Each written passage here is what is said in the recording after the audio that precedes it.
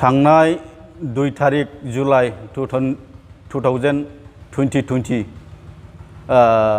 बे दिनखालि मार्टिन नार्जारी हठात एम मोन्थाय बिथाङा ससियेल मिडियानि गेजेरजों बिथाङा जिबादि माखासे बाहायथावै खोथा बाहायदों, माखासे बहुद गिख्रंथाव सिगिनाय खोथा बाहायदों, बिनि सायावनो जोङो माखासे कन्डेम खालामनानै बुंनो सानो। बिथाङा सासे गावखौ गोरों सोद्रोमा होननानै बिथाङा माखासे गोरोंनि आखुखौ दिन्थियालासे माखासे जोंनि समाजाव रायलायथावै खोथाफोरखौ रायलायनानै बिथाङा बहुद आगोलनिफ्रायनो स्ट्रागल खालामबोनाय लिडार माखासेफोरखौ गाज्रि रावजों रायदों। आरो बेजों लोगोसे बिथांमोना बिटिआर जाखांनायनि उनाव जिबादि सान्थि जाबोबायमोन, बे सान्थि जाबोनायनि लामायाव फैबाय थानायखौनो आरो गोदानै माबा मोनसे दावराव खालामनायनि सम्भावना लानानै बिथांमोनहा गाज्रि थ्रेटेनिं होदों। जेरै माने आगोलाव जानायनिफ्राय ट्रिपल 3 गुन मानसि बुथारलायनाय बा थै बोहैनाय बेफोरबायदि खोथा बुंदों। बेफोरखौ लानानै जोङो ओनसोलनि मार्टिननि ओनसोलनि जानानै जोङो बिराद दुखु मोननाय फोरमायदों। मानोना बिथाङा माने थैनि बाना बोहैबोनायखौ जायगानि जानानै जों गिदों। आरो लोगोसे जोङो फाथाबारि प्राइमारि इउपिपिएल जानानै, उगुरि प्राइमारि इउपिपिएल जानानै दिनै जों बेखौ सोंखारिनो सानो। बिथाङा सासे रोंगौथि गोनां मानसिब्ला, सासे मोजां मानसि जानो नाजानायब्ला गावबो मा जानांगोन, बियो माने डिसिप्लिन मेनटेन खालामनांगोन। आरो बिथाङा सासे एनडिपिपिनि सोद्रोमा होननानै गावखौनो लिडारगिरि दिन्थिबाय थानाय बेखौ जों नुनो मोनदों। बेखौ जोङो आगुनि एक्स एनडिपिपिनि मानसि जानानै जों गोख्रों सोंखारिनो सानो। बिथांखौ माब्ला एनडिपिपिआव खामानि मावा बेखौ जोङो सोमोनांनोसो ओंखारो। मानो नुनो मोननाय जायाखै।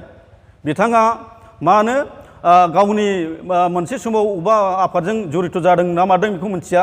बिथाङा माने उनाव बिथांखौ जोङो माने गावनि माखासे बिजनेस पारपास माबा मोनसेयावसो थानाय नुदों। दा बे मुहित समाव इलेक्सन समाव एनडिपिपि नाम लानानै बिथाङा गावखौ लिडारगिरि दिन्थिदों। बेखौ जों आसरित मोनदों। बेखायनो बुंनो सानदों जों दा जों गोजोन थासारिखौ लुबैयो, जोङो सान्तिखौ लुबैबाय। सान्तिखौ लुबैनायनि थाखायनो जोङो खौसेयै रायलायलायनानै गासिबो संगठनजों बर'नि गेजेराव गुबुन जाथिनि गेजेराव खौसे रायलायलायनानै जोङो दिनै सान्तिखौ लुबैदों। आरो बेनि गेजेराव बियो माबा मोनसे थ्रेटेनिं गोदानै माबा दावराव खालामबावनायनि माखासे खोथा बुंनायखौ जोङो सन्देह मोनदों, माने गिनाय मोनदों। बेखायनो बिथाङा बेफोरबादि बुंनायनिफ्राय जोंनि माखासे लिडारफोरखौ गाज्रि रायनायनिफ्राय, जेरै गबिन्द सार बिथाङा 34 इयार्स स्ट्रागल खालामबोबाय, बिथांखौ माखासे बोरमा फान्था मा फान्थाना रायबाय। आरो जोंनि माखासे दा आगुनिफ्राय मैखोमै एबसुआव बाहागो लानानै बारग'नानै इउपिपिएलआव आफादगिरि जानाय मानगोनां प्रमद सारखौबो गाज्रि रायबाय थानायखौ नुबाय थादों। बेफोरखौ जोङो दिनै नुबाय थानानै, खोनाबाय थानानै, ससियेल मिडियानि गेजेरजों नुबाय थानानै जोङो जोबोद दुखु मोनदों आरो लाजिनाय मोनदों। आरो बिनि माखासे खोथा बे थ्रेटेनिंआव जों गिनायबो मोनदों। बेखायनो बिथाङा बेफोरबादि बुंनायनिफ्राय जानगाराव थानांगौ बियो। आरो रायलायनाय माखासे खोथाफ्रा समाजजों गोरोबनाय बाथ्राफोरखौ रायलायनांगौ। गाव सासे गल्ड मेडेलिस्ट मोननायब्ला बिथाङा मानोथो गल्ड मेडेलिस्ट मोननाय मानसिया मानो दिनैसिम साख्रि बाख्रि मोनसे एंगेजआव गैया? सासे गल्ड मेडेलिस्ट मोननाय मानसियाथ' बियो माखासे खामानियाव थाब एंगेज जायो। बेफोरखौ जों सानदों। ओंखायनो बिथाङा जानला मोनला बुंनाय, सोंखारिनाय बेखौ बन्द' जानांगौ। बिथांनि खोथानिफ्राय जोङो माने बिसोरनि सायाव माखासे माने गन्दगल सृष्टि खालामनायनि थाखाय माबा थांखि दं होननानै बिसोरनि खुगानिफ्राय जों हमनो हादों आन्दाज खालामनानै। बेखायनो जोङो खावलायनो सानो सरकारखौ आयेन बायदियै बिनि बुंनायनि रावाव बेखौ आयेन बायदियै सरकारा एरेस्ट खालामनो थाखाय नांगौ। आं बेखौ बुंथ'बाय। मार्टिन नार्जारी, गामि 1 नं फाथाबारि, बिफा दारेन नार्जारी, जे बिथाङा थांनाय 2 तारिखखालि जिखिनि जोंनि मानगोनां बारग' MCLA दानि इउपिपिएल दोलोनि निसिमा समस्तिनि MCLA निर्मल कुमार ब्रह्मनि सायाव जिखिनि बाथ्रा लाबोदों थिगै जादों होननानै आं बेखौ बुंनो सानो। थांनाय 2 तारिखआव जानाखि मार्टिन नार्जारी आं फंबाय जायो बिथांखौहाय जोंनिनो गामि खाथिनि उसुं सेरनिनो बुंजायो। बिथांनि बुंनायखौहाय खोनानानैहाय जानाखि जोङो मबाइलफ्राव इउटुबफ्राव नुयो आङो लाजिखांदों। बिथाङा बेबायदि खोथाखौ मानो बुंखो नैबेखौ साननानै आङो लाजिखांनाय मोनदों। दा बिथाङा बुंदों जाहैबाय सारा बे जोंनि BTC हालामनि रायजो राजाफोरखौहाय माखासे थैनि दै बोहैगोन नैबे रावा आरो थांनाय जानाखि जोंनि बे बारग' आबसुनि आफादगिरि प्रमद बर' सारखौथ' अनेक गाज्रि खोथा बुंदों बियो। मा खोथा बुंदों बियो बिराद बेखौ ओरैबायदि बुंदों लाजिथाव दुखुनांथाव खोथा गैयि राव प्रमद बर' सारखौहाय बेबायदि बुंदों।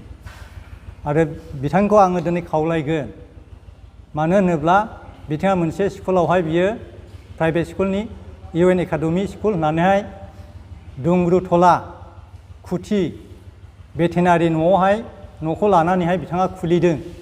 दा बे खुलिनायाव बिथांहा गोबां गारजेनफ्रा दाबो बुंगासिनो दङ थांनानै सोंहै नोंथाङा फैनानै नायफैदो नोंथाङा मानो गारनानै गालांखो।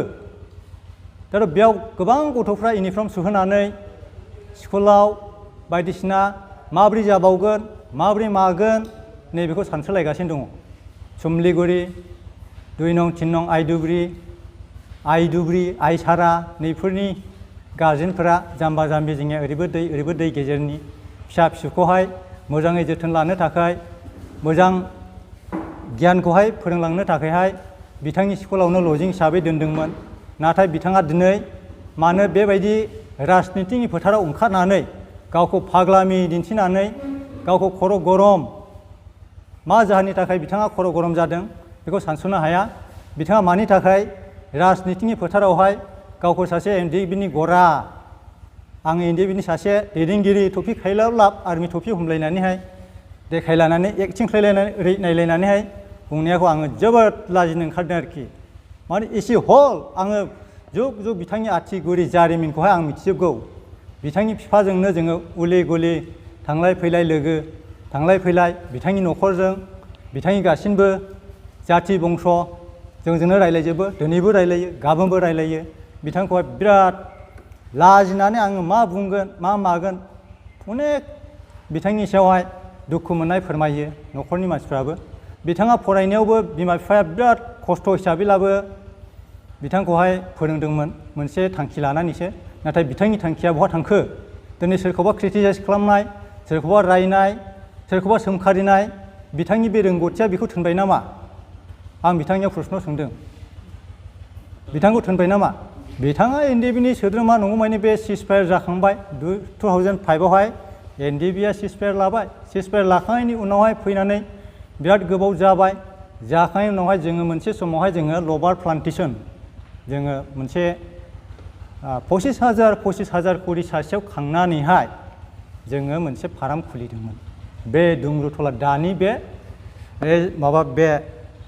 आइ ब्रिज दालां गोदान बानायगासिनो दङ ना बिनि खाथिनि बे फोथाराव गायदोंमोन। गायनानैहाय बिथाङा खांबाय जोङो गायबायबो नाथाय माखासे उनावहाय बियो मा जाखो दावहाथ' नांनो रोंखायाखै बिथाङा। उनावहाय सिजफायार जाबाय नालाय बिथाङा ब्लड मोनथामाव थांबाय आरोखि। बिथाङा दावहा नांनायाव लोब्बा गैया बेखौ आं मिथिगौ।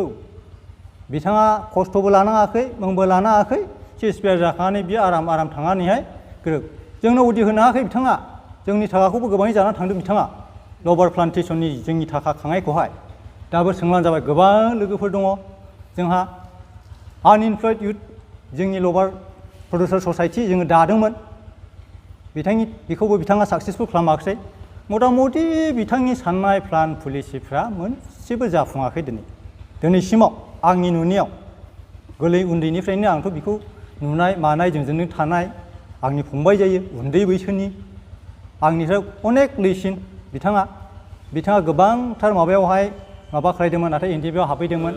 बिथाङा इलेक्सन लागायदों बहा नुदों बियो जोङो बिथांनि केम्पिं खालामनायावहाय जोङोथ' माब्लाबाबो डिस्टार्ब खालामाखै सोंनो हागोन बिथाङा जुदि मा दंब्ला बारग' EM जेम्स सारनियावबो सोंनानै जाबाय जों माब्लाबा थांनानै बिथांनि केम्पिं खालामनायावहाय दा बिथांनि माबायावहाय माब्लाबा जोङो डिस्टार्ब खालामफेरदों नामा जोंबो डिस्टार्ब खालामाखै आरो बिथांमोनाबो जोंखौ डिस्टार्ब खालामाखै गावबागाव जोङो केम्पिंखौ खालामबाय थादों जों दुंहाव थासारियाथ' जोङो UPPL हिसाबै जोङोथ' दुंहाव थासारिखौ जोङो लाबोआखै आरो जोङो मालाबाबो लुबैनायबो नङा आरो जोङो लुबैयाबो दा बिथांमोनासो गाज्रि बानसावनानै गाज्रि राव बुंनानै माखासे मिडियाफ्राव माफ्राव होनानै बिथाङासो बानसावबाय थादों गावसोरसो बानसावदों जोंथ' बिदिनि खुनु मोनसेबो बेबायदिखौ जोङो लुबैया आरो रायजो राजाफ्राबो जोंनि ओनसोलनि रायजो राजा गासैबो बेबायदि दावराव दावसिखौ जोङो लुबैया जोङो हास्थायनायबो नङा